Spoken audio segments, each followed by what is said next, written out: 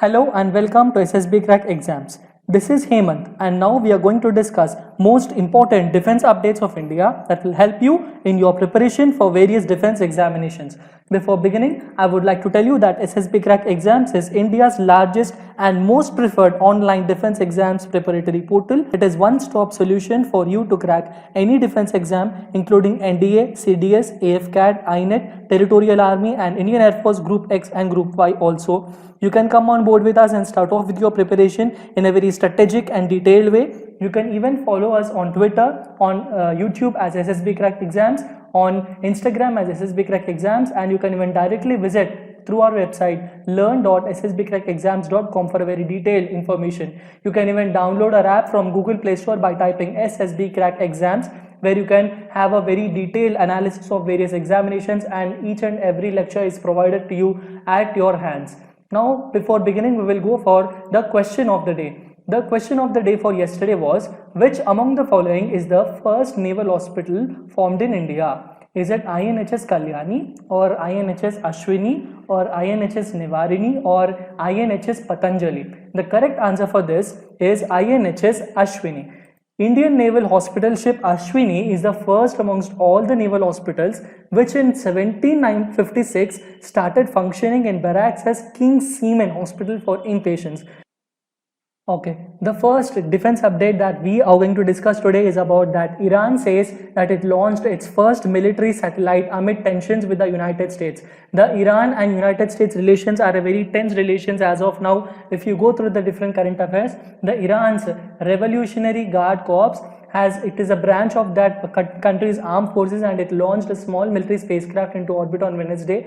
This is a very successful spacecraft because they have been trying this particular spacecraft to launch it. Different launch vehicles have tried it, and after too many number of failures, this particular thing has come into a very successful thing, those people are claiming. And this particular military craft is named as Noor, which flew from orbit on top of a multi-stage Qasid rocket, according to the Iranian state media. So Iranian officials did not release any advance notice of the launch, whereas which occurred from the Shahrod missile range in the northeastern part of the country. The Wednesday's mission was first successful satellite which is launched by Iran in February 2015 by Qasid launch vehicle. Now they have used the same launch vehicle here also.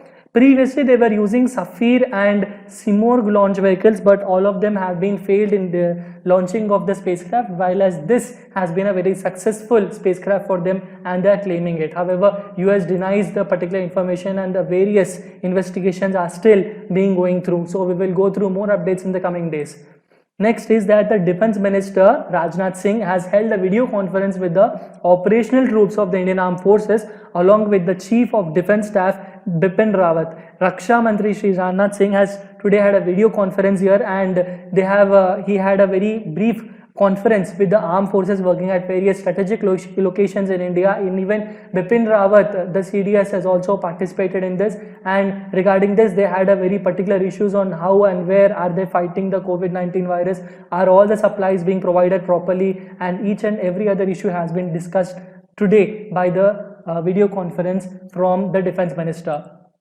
Next you have to consider is that the Defense Minister inaugurates the DRDO developed mobile laboratory to test COVID-19 samples. This is the very highlight news of today, that this particular COVID-19 mobile laboratory is known as the Mobile Virology Research and Diagnostics Laboratory, which is known as MVRDL. It is developed by DRDO in association with the ESIC Hospital of Hyderabad and another private industry. The speciality of this particular thing is that it has status of about biosafety level 2 and level 3 cases, and it can test more than 1,000 samples in a day, which is a very appreciable issue for us to consider. Next important point that you have to remember is that very first of such kind of mobile viral research lab was actually developed at the research center Imarat, which is there in Hyderabad's laboratory of DRDO. Along with this, and we have to consider that it also has many different new technologies, including the telephone cabling, CCTV, the LAN,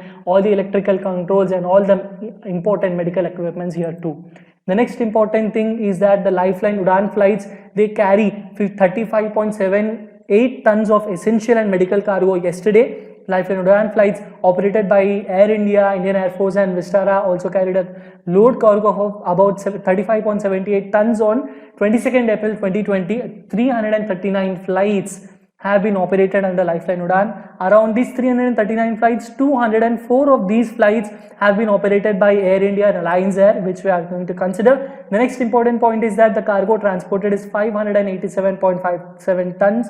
Around 4 lakhs of kilometers of aerial distance has been covered, and Air India and Indian Air Force have collaborated primarily for Jammu and Kashmir, the Ladakh, Northeast and other island regions. This we have discussed it yesterday's defense affairs also. So this is a very important point to consider.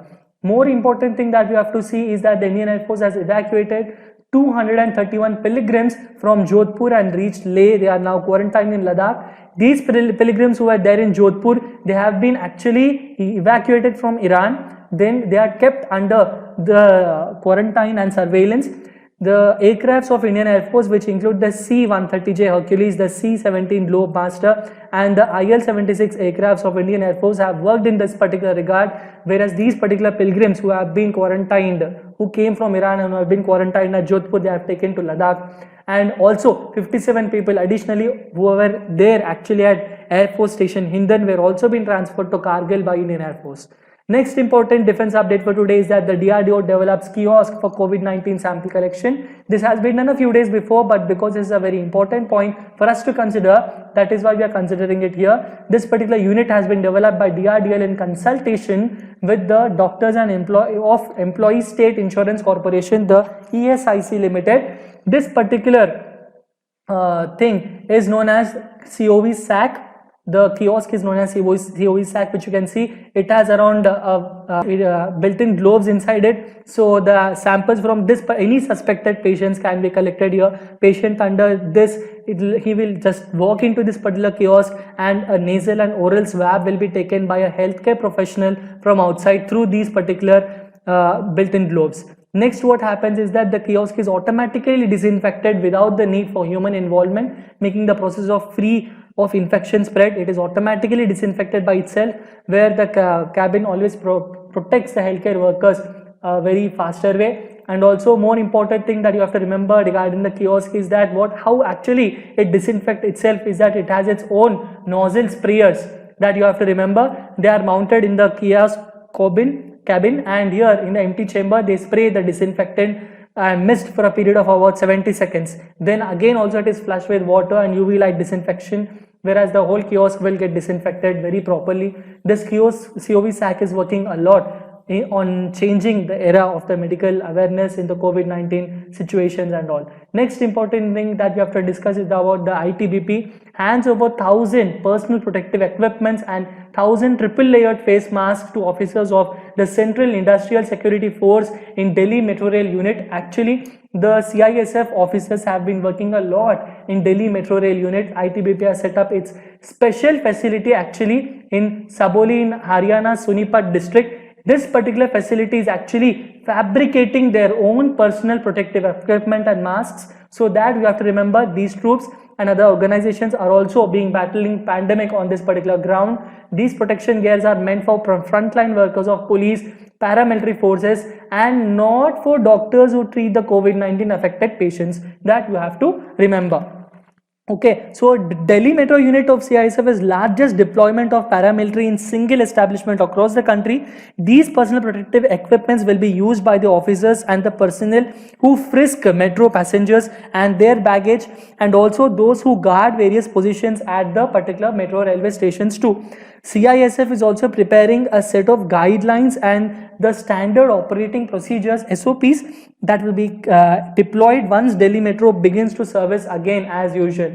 The next important point that we are going to consider is that the Moray Battalion of Assam Rifles has planted saplings of Ashoka trees on World Earth Day. That you have to remember, yesterday was a World Earth Day.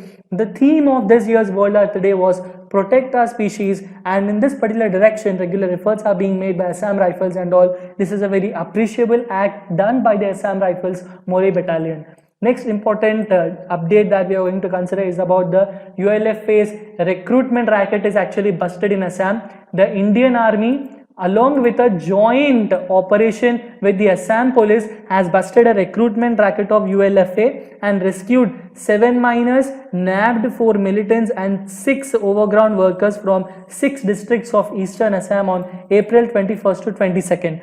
What more things you have to remember? Actually, the assets of the United Liberation Front of Assam's guerrillas come ahead of Assam's Chief Minister Sarbananda Sonowal's scheduled visit to the district on Thursday. So the Chief Minister of Assam used to come. Before he coming here, this particular incident of ULFA's racket being busted has been considering. The issues have been still under investigation. According to the intelligence officials, the ULFA continues to maintain linkages with most other militant outfits of the northeastern region. Apprehended persons are actively involved in recruitment racket. Rescued youths belong to the well-to-do families who were actually lured and influenced to join the insurgent groups through social media and online propaganda sites. Now we shall go for a very quick review on through few questions so that we will slightly cover up all of the topics. So the first question is, what is the full form of ULFA? Is it United Liberation Front of Assam, or is it United Localization Front of Assam, or is it United Liberation Frontier of Assam, or United Liberal Frontier of Assam? So the correct answer is A, United Liberation Front of Assam. ITBP has landed over 1,000 personal protective equipments to which paramilitary force? Is it Central Industrial Security Force, or Central Armed Police Force, or Central Reserve Police Force, or Central Bureau of Investigation? The correct answer for this is A, Central Industrial Security Force. The next important question is that Assam Rifles has planted which trees on Earth Day? The correct answer for this is Ashoka trees. Next important question for us to consider is, what is the name of the launcher vehicle that Iran used in its recent satellite missile launch? So the correct answer for this is Qasid launcher. Next important question we are going to consider is, how many pilgrims of Ladakh who have been evacuated from Iran have completed quarantine in Jodhpur have now reached Leh by Indian Air Force's aircrafts? The correct answer for this is 231. Around 231 pilgrims of Ladakh who have been evacuated from Iran have completed their quarantine in Jodhpur and have now reached Leh by Indian Air Force's aircrafts. Now we will go for the question of the day. The question of the day is, who was the first civilian Indian citizen to get a pilot license? The first Indian civilian citizen to get a pilot license. Is it J.R.D. Tata, or Indra Nooyi, or Sanjay Jha, or Prakash Padukone? The answer for this I will be giving you in the next session. Until then, stay tuned to SSB Crack Exams. Stay home, stay safe, and Jai Hind.